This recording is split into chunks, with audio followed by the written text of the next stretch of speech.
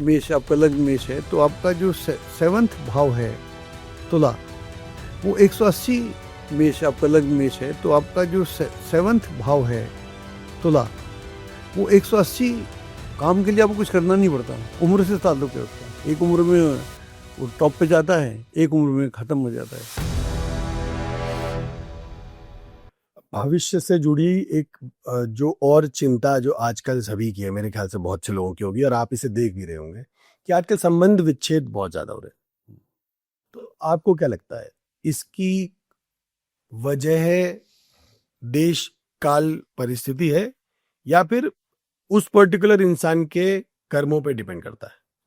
Actually है क्या, जब हम विवाह की बात करते हैं तो मैंने बोला ना, मैं थोड़ा अलग सोचता हूँ, क्योंकि जैसे हम विवाह में देखते हैं कि आपका मान लो आपका लग्न या राशि कोई भी ले लें, आपकी राशि मान लो मेष है, मेष आपका लग्न मेष है, तो आपका जो सेवंथ भाव है तुला, वो 180 मतलब 180 के कोण पर है, एंगल उसका 180 डिग्री अपोजिट है, जस्ट अपोजिट है, और अपोजिट में अट्रैक्शन है।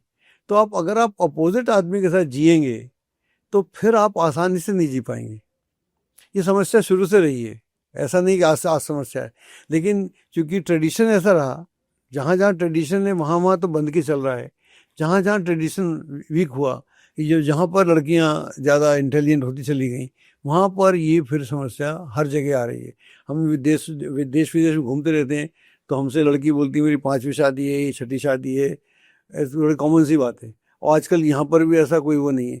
तो जब वो जो आपका ट्रेडिशन संस्कार आपके ख़त्म हो जाते हैं तो ये सामाजिक समस्या थी, क्योंकि आदमी के साथ तो समस्या शुरू से ही है, दोनों के साथ समस्या है, इसलिए वो एक्सपेरिमेंट कर रहा है। अब कुंडली क्या बोलती है, हमारी कुंडली बोलती है कि अगर मान लो मेरे को एक पत्नी से सुख नहीं है तो इनवेरेबली फिर दूसरी तीसरी चौथी से भी नहीं है जी।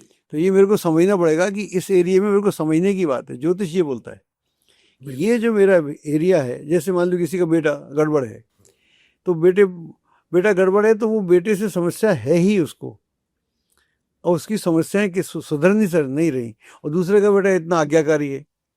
तो ये कुछ हमारे कर्मों का भी चक्कर रहता है। तो ये आई थिंक एक्सपीरियंस है, और इसमें हम ऐसा मानते हैं कि आप शायद कुछ करके आए हैं, इसलिए आपका कोई पुत्र ऐसा है, आपकी पुत्री ऐसी है, आपकी पत्नी ऐसी, तो पास्ट लाइफ कनेक्शन है। इसके बिना आपको कोई ज़्यादा बिना मतलब के आदमी आपको तंग करने नहीं आता।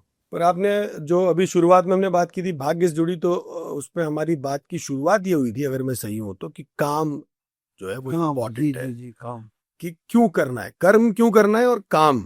हाँ, तो कर्म तो हम समझ गए कि आपके पास हमेशा चॉइस है कौन सा कर्म करना है, और इससे जो आप चूज करेंगे राइट और रॉन्ग, गाड़ी उसी तरफ जाएगी। फिर आगे जाके यू टर्न लेना हो या सड़क बंद है, वो आपके कर्म पे डिपेंड करेगा। अब बात करते हैं काम की। काम जो है ना, काम बड़ा इंपॉर्टेंट हिस्सा है जीवन का, नेचुरल हिस्सा है। इसमें आप कुछ नहीं करना, आपको काम के लिए आपको कुछ करना नहीं पड़ता, उम्र से ताल्लुक है उसका। एक उम्र में वो टॉप पे जाता है, एक उम्र में ख़त्म हो जाता है। तो वो एक नेचुरल हिस्सा है, और उसकी काम की डिमांड है। अगर आप काम को एंजॉय करना चाहते हो, सेक्स को एंजॉय करना चाहते हो, फिर आपको अपने को बेहतर करना पड़ेगा। आप जितने अच्छी बात, लड़की की बात करें, लड़का जितना अच्छा होगा, जितना कमाता होगा, जितना उसका संस्कार होंगे, तो उस हिसाब से उसको लड़की चूज़ करेगा।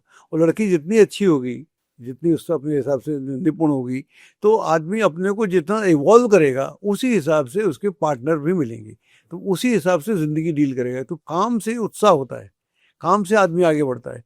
एक बार उसमें मेरे को कथा याद आ रही है धृतराष्ट्र की। उनसे वेद व्यास बोलती हैं कि भाई तुम जो हो, क्या नाम है, तुम्हारे जो लोग किसान लोग काम करते हैं, उनसे तुम कर वर वसूल किया करो।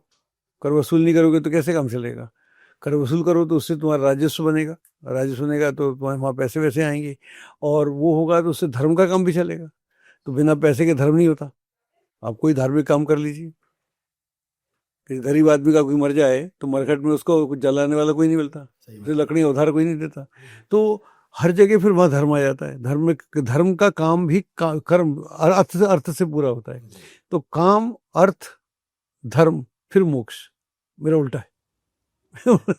कि अगर ये मेरी इच्छा नहीं है तो मैं क्यों कुछ करना चाहूँगा।